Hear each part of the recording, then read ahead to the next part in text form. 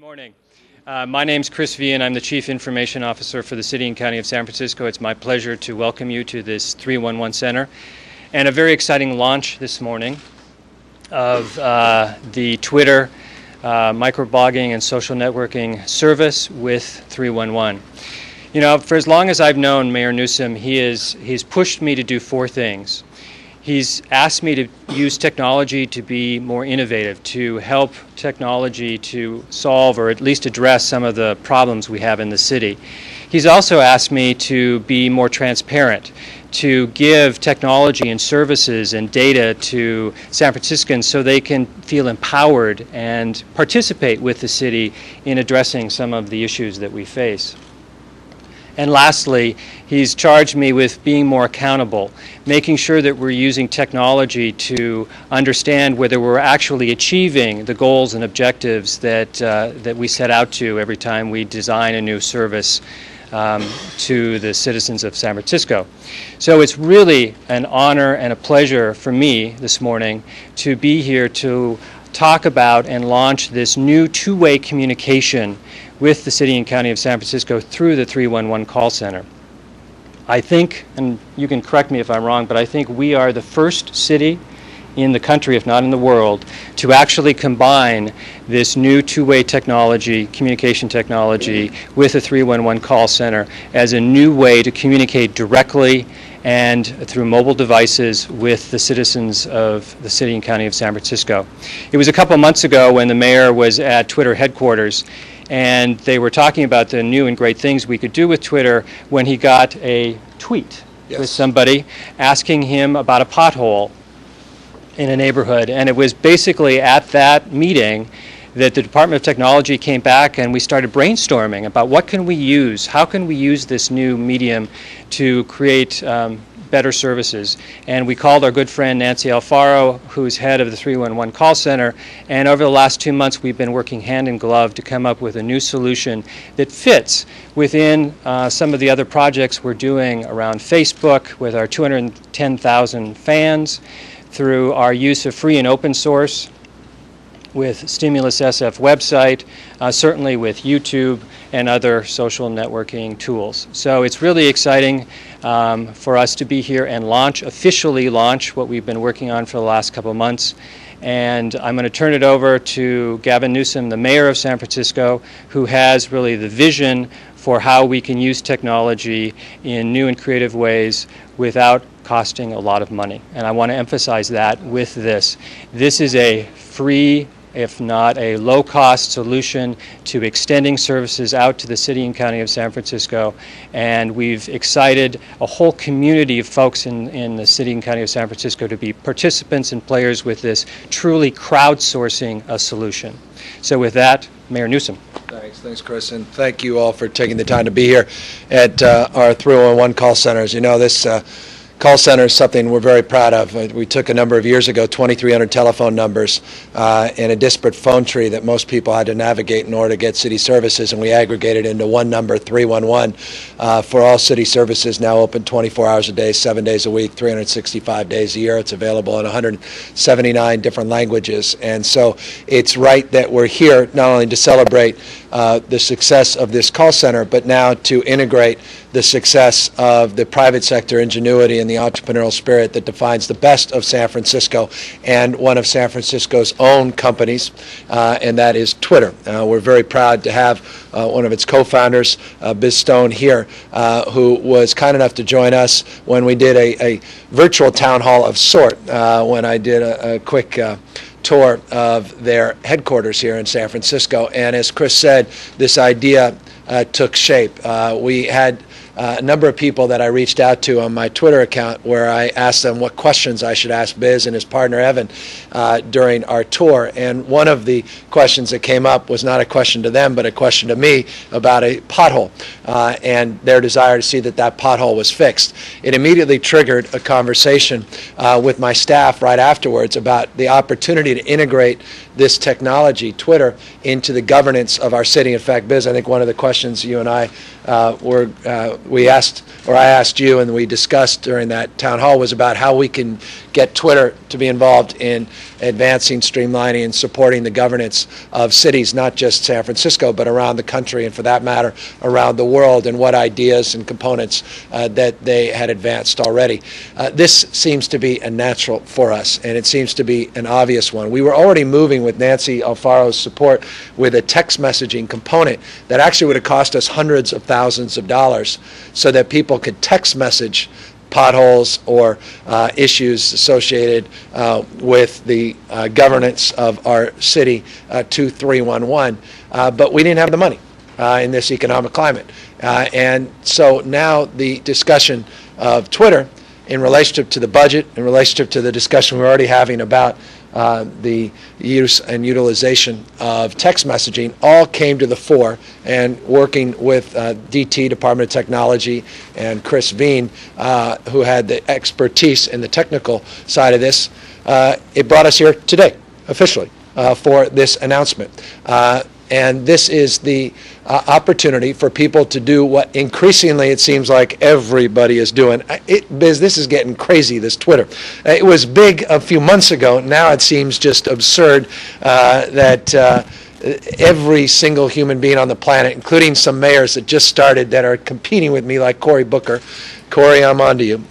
My good friend Cory are really starting to use this technology and creating more competition for all of us in terms of new ways and innovative strategies to use this in a way that actually doesn't just help the individuals that are using it, but helps the rest of us that want to take advantage of technology that they may not know that necessarily exists. And so that's really the twin opportunity here, is to alert people to 311 call center, to also make them aware of Twitter and the opportunity to make their city a better place and the same time.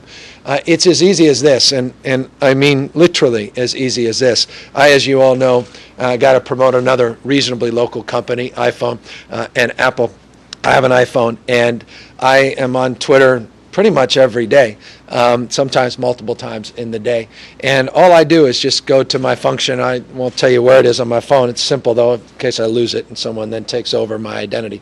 And all you have to do is press D, and that is interesting in and of itself, the D, but you'll explain why we have to do D space SF311. So D SF311. And then I simply ask my question, or I can log in a complaint. You get a few of those, don't you, Nancy? And so my question is pretty simple, because something we're very proud of in our city is this Sunday streets and the Sunday street closures. And there's one coming up soon, but I don't know the exact date. Or rhetorically, I'm not convinced I know the exact date for the purposes of this demonstration. It's always good to ask a question you know the answer. Learned that from my father, who was in law. When is, all right, the next Sunday, let me just quickly write this in. When is the next Sunday streets? And then I push send, and presumably someone receives this. Now this is out in my Twitter feed, right? So everybody out there, I presumably gets it, or it somehow makes its way, there it is, right on that screen. Isn't that amazing? So use my iPhone, just text message, and it goes right here to 311. And Nancy, what happens? And we have there? someone that will be... Come here. Nancy Alfaro, Director of 301. We do have someone looking at the tweets as they come in to be ready to respond. And we will be available 24/7 to respond to any tweets that come in. So we're really excited that we're having another opportunity. Someone's going to respond to me. Somebody should be responding to you very shortly. We will see. Yes, you will. Are you a little nervous about this? No, we're excited. Oh, okay, you're excited. So Biz, come on up. This is your brainchild, and I imagine, I mean, is Chris being right that this is the first use of this type of integration? This is the first we've seen it, for sure. And kudos to you guys for coming into the office and then so quickly coming up with this master plan. And I've already seen some of the screenshots, not just sending the message to Twitter, but then how you're handling it on the other end is extremely innovative, because they're making use of the entire Twitter ecosystem and a lot of the applications that have sprouted up around our open platform. And you found one of them that works perfectly with you guys on the other end to sort of address all these incoming messages and deal with them efficiently and in real time. And I think that, I mean, that's above and beyond what we would expect. And the other thing I just wanted to say, which is so great about this, is the embracing of this openness and of this and understanding the fact that people are moving their communications to a more open medium and using tools like Twitter and social networking and YouTube and all these things, and just the fact that the mayor and his team are so quickly getting onto all of these tools and taking advantage of them and in such innovative, smart way, and saving the city money at the same time is really impressive to us. We never sort of expected, when we created Twitter, that so many great use cases, and specifically local government, and making it so much more participatory than it ever was, and making people feel like they really have an opportunity. I was asking some of the folks in the office, I was telling them about this and telling them about this event today, and they were like, "That's great. There's been so many times when I've wanted to I've seen something weird like a mattress in the road or whatever, There you go. and what am I going to do? Call 911? It's not really that big a deal, but if I could just fire off a text message and feel good about it, like I just contributed, Right. they feel like they're part of it. I think that's great. So kudos to you guys for building this so quickly, and I'm looking forward to seeing where it goes. I appreciate that. And you guys, again, just back to our original conversation of a few months ago, have there been any other applications dissimilar? Not obviously the same, because we extend that this is unique, but what other applications are you seeing government utilize Twitter with? Well, we're definitely seeing a lot of exploration. I think there's a lot of folks following your lead for sure. I don't know if he's your nemesis or your friend, but Cory Booker. Cory is a good friend. Cory dropped That's in. the problem. Cory dropped in recently to the area to just begin, to sit down with us and with folks at other companies to say, what am I not doing that I should be doing right Exactly. now? I think the initial steps for most of these folks are to leverage Twitter search to find out what are people saying in the area, so you can find out what are people talking about in San Francisco that's meaningful. We haven't seen this level of integration yet, but I have a feeling that this is going to be a template, and that starting tomorrow we're already going to start seeing, which is great. Exactly Which is what you want to have happen. If you create something good, you want it cloned and you want it got it. working everywhere. So, but we've seen a lot of just in general government from both local to bigger government agencies, and that extends out to NASA. Using Twitter for communications. Wow. There was an astronaut that was Twittering recently from outer space. Then there was a Mars Pathfinder. There's a lot of fire departments, police departments that are finding interesting ways to disseminate information quickly to the community. And then, of course, there's members of Congress who are using it in interesting ways. Some people are a little afraid of what they're going to say next, but That's true. I think we're in a real exploratory phase here with all of this stuff, and I think you guys are taking it to the next level by hooking it up to the ecosystem and actually creating a usable, valuable tool that you can use to track these tweets Right. and really make progress. I appreciate it. Nancy, Your response should be there already. oh, good. Yeah, I should check it out. What do we got? And Nancy, so tell me, what the D311? How does that all? Tell us what happens here on the back end when this arrives.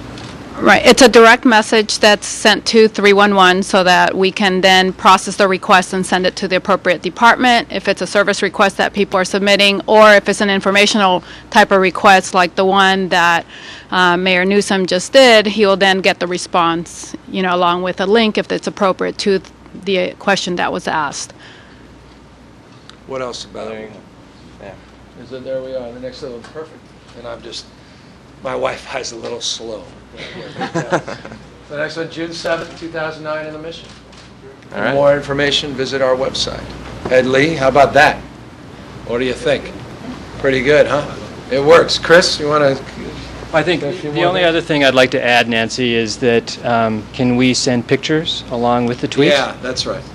Yes, you can absolutely send pictures, so that helps the agencies address the issue. And the other important thing that we have on our website is we do have sample tweets for the most requested services, so that people can know what the information that we need to be able to process the request appropriately. And the limitation again on Twitter is 140. Right. It's done that way so that it'll work seamlessly across both mobile texting or SMS and computers. So you'll always see the message in its entirety no matter where you're viewing it. Right. And that was important to us because we wanted to sort of be agnostic with regard to how you wanted to use Twitter, whether you wanted to use it on a website or on a mobile phone or wherever. So this way, people can be out in the street and they can see something, they can act immediately, and that's another aspect of Twitter, is that everything is happening very close to real time. So when you see something, it's going immediately to the call center, it's immediately getting taken care of. Right, and the sample tweets are limited to the 140 Right. characters, so we specifically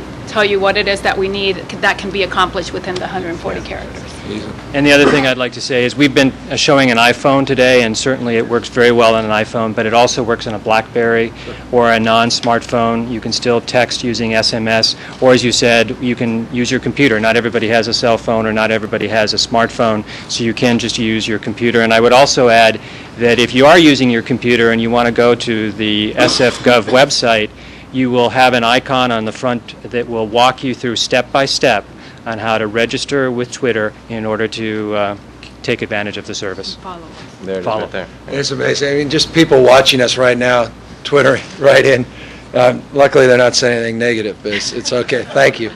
Again, the technology and the opportunity. But I love the idea of photographs. I mean, the mattress example is a legitimate example. It's one we have all the time. But graffiti is one of the biggest complaints we get, and someone wants to show a graffiti tag. They can photograph the graffiti tag. They can tweet that right over to 311 and then get a response in real time. And again, it's just about it's about empowering people, not just representatives of government, but people that we're here to represent, and making sure they're part of the solution, and encouraging people to engage directly is really the spirit of our times. And that's the opportunity, is to have 800,000 eyes and ears out on the streets of San Francisco alerting us to what needs to be done, as opposed to waiting for us to figure it out and then reacting to it. And so, again, I really just think this is a huge advancement, and at zero cost, it's an extraordinary example of technology creating more opportunity, driving down and democratizing information, bringing it into our hands, and creating at the same time more accountability for us. Because remember, these come in, and it's Ed Lee as our Chief Administrating Officer, and DPW and others that are going to be, and I see Ed Riskin right in the back there.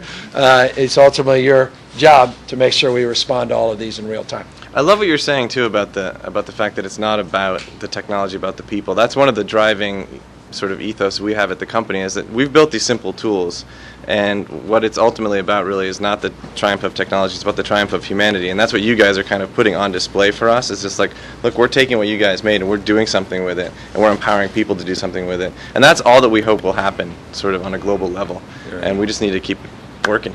It's great. So with that, we're happy to take any questions, guys. In essence, we can follow 311 and watch all the complaints about the city. You want to actually do Actually, it's SF311, right? Yeah, It's SF311. And you're, because you're doing it through direct messages. Exactly, that's it's a the deal. different. It's a little bit of a different use case, because you can't actually see everyone's complaints. The complaints are going in more of an anonymous way, right? And that's probably for a significant reason. Right, they're not Get a little closer. they're not then displayed out to the public. We do put out reports within our website that shows, different, what's the most requested services, that sort of thing. But you wouldn't see all the requests that are coming in through that. Well, there's privacy issues. I mean, we do get the Twitter name that we use as an account when we're creating the request, so there's privacy issues. I think it's a good way to start too, because especially there's a lot of people that don't know about Twitter yet, and if you're introducing them to this, you want to lower that barrier as much as possible to get them to feel comfortable submitting a complaint about something. Maybe it's a touchy subject. You know what I mean? Exactly. Yeah, my neighbor. Especially if it's your neighbor. you know. You got it. Exactly right. So I think this is a smart way to start, and then you'll see where it goes from there. You guys are obviously, you work quickly, so you'll iterate fast, and you'll see what works best. Will departments be charged if they get they are No charges at all. No. Oh, no. I mean, Muni, again, no, the whole issue at Muni was you pay for a service. If you want that service, you pay for it. Every department pays for their service. That's what enterprise departments do. If you want to be more business-like, you got to operate more business-like, which means if you want a service, you pay for a service. And so that's the overall operation, though, of the system, not the individual calls or tweets.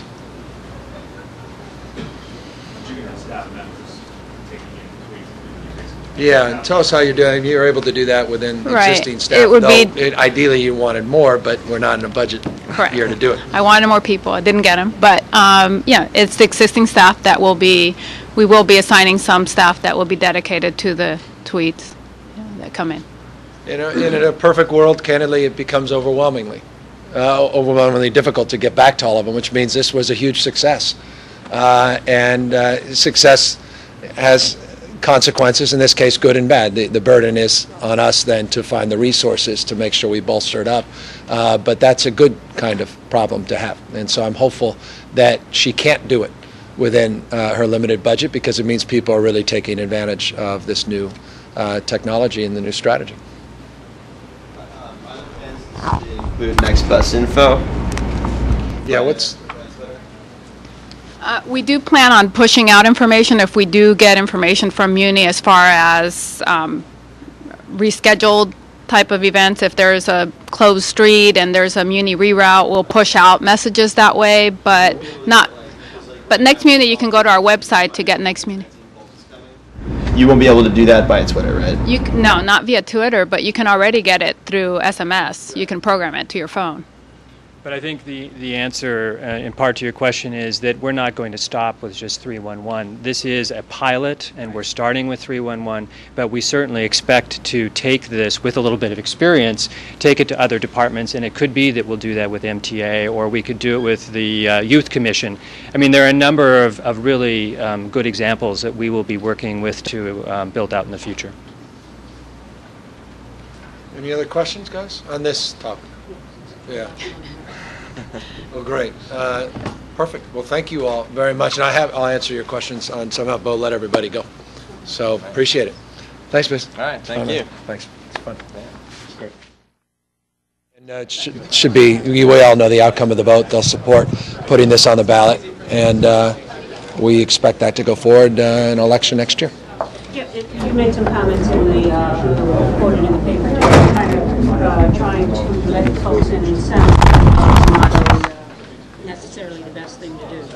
No, good people can disagree. I'm the mayor of San Francisco, and I don't want to see the San Francisco 49ers, a city that was founded in 1849 by the 49ers themselves, a 49 square mile city, take a team and take our name with it to another city. I mean, that's self-evident. I think it goes without saying. So I've fought to keep them. We actually have already gotten our voters to approve a stadium plan. We did that a year ago.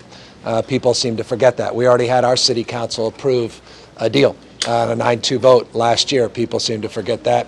And we already initiated the environmental work a year ago, which will be done very soon, which also people seem to forget. So we've made an enormous amount of progress. The difference between Santa Clara and San Francisco is the 49ers want to leave San Francisco. They want to turn their back on the city. And that's clear. And that's their right and prerogative. It's our right, though, to fight to keep them, but I'm not going to sell my soul. I'm not going to sell the soul of the city and its treasury to subsidize 10 games a year. I don't think that's good public policy, and I think that the football stadium comes at a huge price, and I think it's a long way between you vote tonight in Santa Clara, the voters approving it, and then putting a deal together. Even if the voters approve it, remember, San Francisco, the voters approved the deal. I know how difficult it is to ultimately get to the finish line. And so when people say it's 4th and 1, I'm not sure it's 4th and 1 at the goal line or which goal line. It's 4th and 1. This is a long way away, this process. And so we'll see what happens. But 49ers clearly want to leave San Francisco. And that's self-evident. And they're doing everything in their power to put a deal together and convince the voters of Santa Clara that they should help subsidize the team. And not use that money for other economic development purposes, which arguably would have a greater impact in terms of return on investment than a team that is 40 minutes away in a city where I hope most people want to visit anyway. Is suing over the name like the... Well, we can do all of that. Other cities have. I've always been surprised that Santa Clara voters want to subsidize a team that won't even give it their name. I went to Santa Clara University. I love Santa Clara. It's not a critique. I really do. I just am surprised. Imagine if San Jose Sharks moved to San Francisco and I said, hey, we'll put up $70+ million redevelopment money that would go for economic development and opportunity. And there's one catch. San Jose wants to keep their name, San Jose Sharks. I don't think I'd get away with that. people say, well, if they were San Francisco Sharks, maybe we'd keep them. I'm not being literal in this example, and by the way, we're not trying to take the Sharks. So, it's interesting to me that the voters would be willing to do that. But if they are, they have every right to. And all I'm saying is even after they do that, we did that a year ago, doesn't mean there's a deal with this ownership. And I think a lot of things can change in the next year and a half, 2 years. And remember the 49ers, and again, a 49 square mile city that they started in and founded in 1849 by the 49ers, the Gold Rush. They've been very successful because the support they received in our city and the benevolence of the people of the city that supported them and made the brand and this franchise what it is today. And so we have every right to be disappointed that they're turning their back and trying to leave our city. And we have every right to try to fight to keep them. But again, I won't do it by making mistakes where I hurt poor people. Because the trade-off is obvious. In a decline of budget, when you can use, I'm using redevelopment money this year to create jobs and real opportunity. It comes at a price. I mean, people should know that it comes at a price. That money can't be used for other things. And if you think it's worth 10 games a year and you actually believe the deal will ultimately be the final deal, which few times in NFL history that's ever been the case, then you have the right to vote for it. But we have a right to fight on the grounds of principle, ethical framework of, hey, you made a lot of promises to San Francisco in Props D and F. You didn't fulfill them, and you made promises in between. I know you got a lousy stadium. All of us agree it's in terrible disrepair, but you're going to be forced to be here for the next 6-7 years. And, we thought we were going to tear this thing down, and if we were working together, we'd be tearing it down a lot sooner than we would if we were down in Santa Clara. But, again, they have every right to do this, and they have every right to fight for us. Well, we have an obligation, a legal obligation, and we'll meet it. The 49ers want more money than the entire general fund of the Recreation and Parks Department this year to fix the stadium. At the same time, they're turning our backs and trying to go to another city. I mean, think about it from our perspective. They're asking for $60+ million this year of city's general fund to fix up a stadium that they want to leave, that has to be torn down. At the same time, they're making a case for Santa Clara. It's you can imagine from our perspective, their average taxpayer's perspective, they may say, wait a second, why would we give them $60 million that would devastate our entire recreation and park system, would shut it down? Again, the general fund's only $40 million, so that they can continue to work to leave our city. To do that? We'll do what we legally are responsible to do. And no more? We will do what we're legally responsible to do. And we'll do what we can to keep the 49ers because I care deeply about keeping them, but I won't do it at any cost. And I won't do it subsidizing very wealthy people when we should be providing services to very poor people. Mayor, what are the ramifications in terms of development? Well, this is my biggest fear. If the 49ers want to leave, they have a right to leave, but the problem is I need them to leave in order to do the redevelopment. And I'm not convinced that even if they have a deal in Santa Clara that they're going to go. And so you have years of stasis where nothing can get done in terms of redeveloping lives in the southeast sector and Bayview Hunters Point. And so my biggest concern is that we're in this no man's land. Even if the voters approve it in Santa Clara, they still have to put together a huge deal. And I don't know how they're going to do that. And we can't move forward with a new redevelopment. And so it's an awkward situation. It is what it is. But again, I put it in perspective. I'm trying to make sure that public housing has heating. I'm not kidding. That has adequate heating this year. I'm less worried about billionaires getting a new stadium outside the city than I am someone being able to turn on the heat and get through the winter. And seriously, I think people can see that as almost patronizing statement. It's a literal trade-off. I mean, these things there's real dollars, and that's why I'll fight $61+ million ask to rebuild the stadium on a site where they're going to tear it down in a few years, because I can't take that money away from folks that need that money. Why can't you build around the stadium site? I mean, why would it put the project on It's right in the hold? middle of our phase of. It's one of the first phase part of the redevelopment of the site. We can, but you can't. It's just not that easy. I mean, if I could really bore you and show you the map and show you how big the space is with the parking lots and how we'd phase this in and how the traffic zone and the rest all work together, it makes it very difficult. It slows down some of it. Will the whole thing be on hold until you get your No, answer? we're working, as we speak, we're literally, in fact, I met with Michael Cohen this morning, and we are working on, working around that. Again, please don't think for a second the 49ers have left. Remember, our city council already approved. What Santa Clara's done, we did a year and a half ago. Yet we already approved, the voters already approved a stadium deal in San Francisco. We actually have a private developer that will put up more money than the taxpayers will, privately though, in Santa Clara. We got all the money to clean up the shipyard site. Historic amount of money from Senator Feinstein and Nancy Pelosi. So we're well ahead. They just clearly don't want to stay here. And that's their prerogative. They're wealthy people. And teams leave all the time. But they want to take our name and all the goodwill and the brand. And, just common sense will dictate maybe we'll have a different opinion. Maybe we won't just say, hey, good for you. Enjoy and take all that equity and all that work we've done to make you successful. And thank you for all the years you've provided us entertainment, and thank you for the turkey giveaways and the other things you've done. That's important. We appreciate that. No one's belittling that. But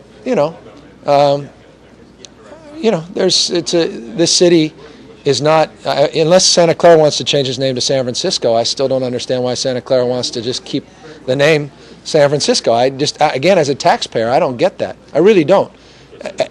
Honestly, if it was Santa Clara 49ers or Santa Clara 48ers, because they don't want to take our 49 unique score, then I understand, then I'm less concerned for the taxpayers of Santa Clara. It sounds like you're trying to scare them, though. I'm not scaring anybody. I have great admiration. Again, I've always had a kindred spirit with Santa Clara because of my unique years of schooling down there. I really do. I love Santa Clara. I just want them to make a good decision. Do the redevelopment plans at Hunters Point still include a stadium if the 49ers leave? Yeah, well, they do. I mean, we've zoned it for a stadium. We could do a stadium.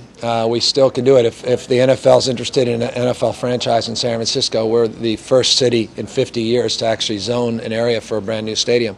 We have $100+ million of private sector money, and we have a plan if they're interested. 49ers seem disinterested, but if an NFL wants to bring a team to San Francisco, we think the San Francisco 49ers would be a good name for the team. Then we'd like to have that opportunity. Are there alternate plans for the area that's zoned for a stadium? There would be. I mean, we would build housing, and we would build an R&D space for green technology. We have 2 million square feet zoned for life sciences and green tech. We notably would expand that, so more bioscience and green tech space and more housing would be the alternative for a stadium. And that, by the way, has huge economic stimulus, much more than football stadiums. And that's why I think Santa Clara would be better served doing a redevelopment like that, but that's up to them. Again, they have the right to want the team. I just don't know why they would spend this kind of money and then still allow it to be the San Francisco 49ers, because they don't get any identity with it. And the question is, why would you do it just to save 40 minutes on a commute? They get the tax revenue. But they'd get much more tax revenue building housing. They get more tax revenue by building an office park. They get more tax revenue by building schools and playgrounds. They get more tax revenues by creating real jobs, not part-time jobs for 10 games a year. I mean, let's be candid here. The economic stimulus of football stadiums is very dubious. Economic stimulus for baseball and basketball, much more substantial, for self-evident reasons. You have only a few games a year in football. You have exponentially more games in baseball and basketball. And so most objective reporting would show that. You can always make an argument that you spend $1 and create a job, that's an economic, but if you spend that same dollar, you may create 2 or 3 jobs that are more permanent and have a greater return. That's why I won't use taxpayers' money to do that, because we have so many other priorities in our city that are more important, candidly, right now than football. As much as, and you're talking about a huge fan. I mean, I grew up a 49er fan. I am a huge fan. I want to keep them, mark my words. But I will not be the mayor that sold the soul of the city to do it. I cannot be, will not be.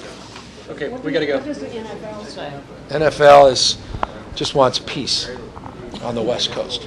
When's the last time you talked about New York?